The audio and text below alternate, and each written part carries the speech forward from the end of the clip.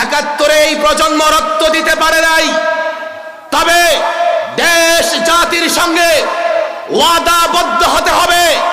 71-এর সূর্য সন্তানরা, 71-এর যুবকরা 71-এ রক্ত দিয়েছে দেশকে স্বাধীন করবার জন্য।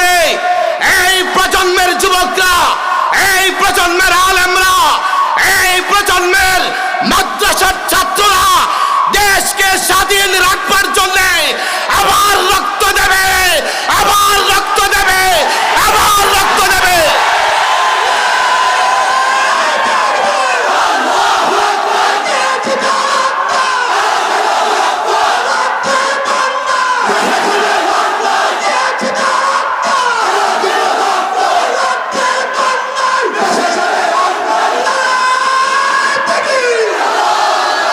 আমাদের দেশ প্রেমের পরীক্ষা তোমাদের কাছে দিতে হবে না। আমরা তাবেদারদেরকে চিনি, আমরা গোলামদেরকে চিনি। এই ভারতের তাবেদার শুনে রাখো, কান খুলে শুনে রাখো, মাত্র 10 ভাগের নিচে মুসলমান গোটা ভারত শাসন করেছে।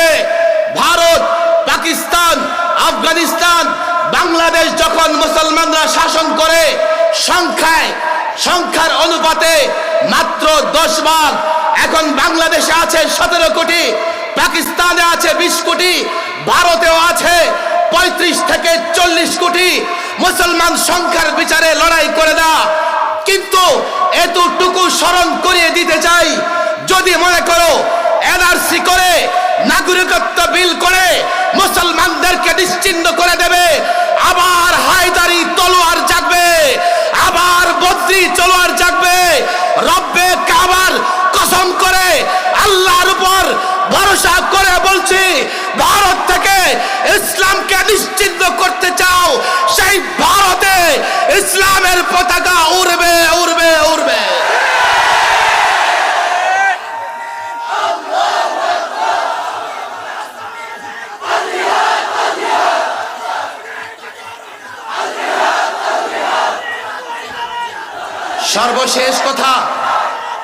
সর্বশেষ কথা ভালো